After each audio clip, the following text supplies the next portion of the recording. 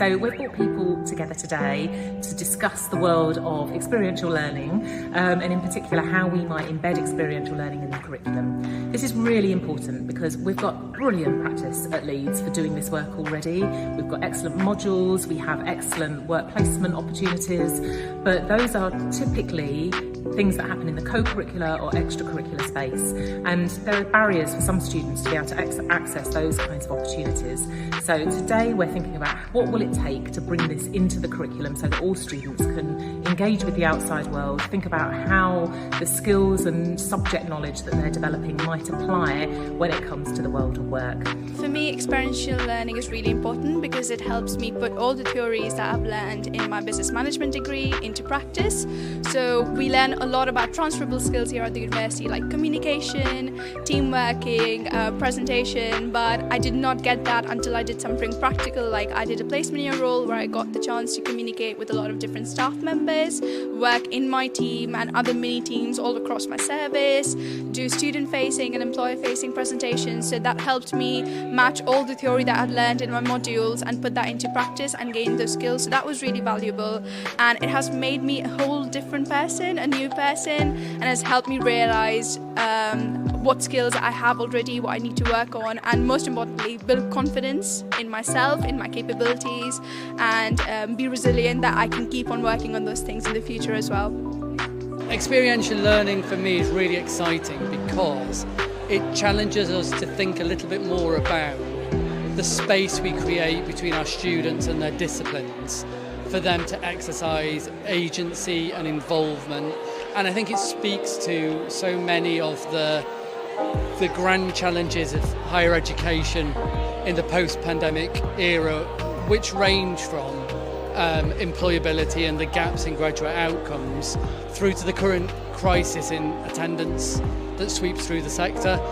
Because what it does in the middle is it creates a proposition of why you should come and be involved in ways that are meaningful and purposeful, which I think are likely to speak to some of the tensions that students experience around time poverty and the need to justify study against a set of other competing life demands.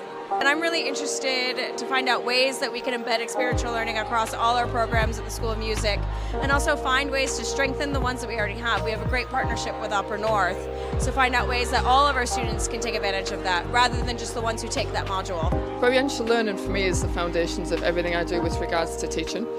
So I'm all about making the connection between theory and practice. I have numerous modules where students learn by doing. So one of mine is research and project skills, which is connected to experiential learning, where I teach students how to write project proposals that are connected to an organisation in the third sector that they volunteer for, and then they reflect on the process. So there you get a huge host of skills that will be useful in the future.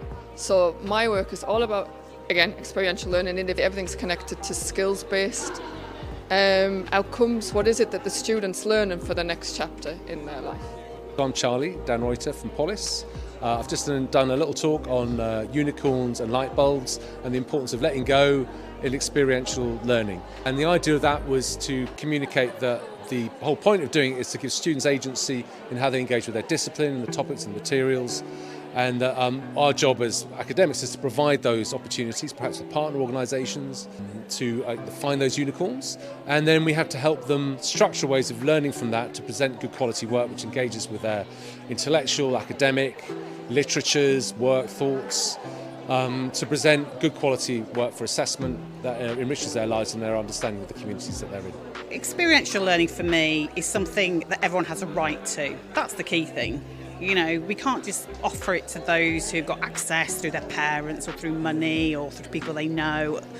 So how do we make it equitable? How do we make sure that every student that comes to the University of Leeds gets to have a go at stuff, apply their knowledge, use the skills, and importantly, know that they're doing that. So we're always surfacing the value of their degree. It's not just what they know, it's what they can do.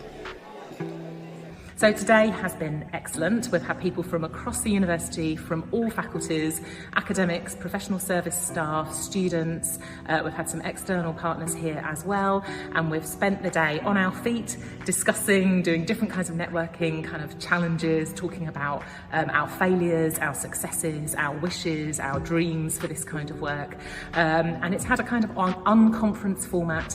So while that first networking part of the day has been happening, we've been co-creating the agenda for the second part of the day. It's been really stimulating, very tiring, but absolutely great to have so many people here together and discussing this work. This is just the start of the process, and the idea is that we now use what we've learned today to build a programme of activity that's going to take us over the next couple of years, working through Curriculum Redefined to think about what do we need to do now to embed experiential learning at scale at the University of Leeds.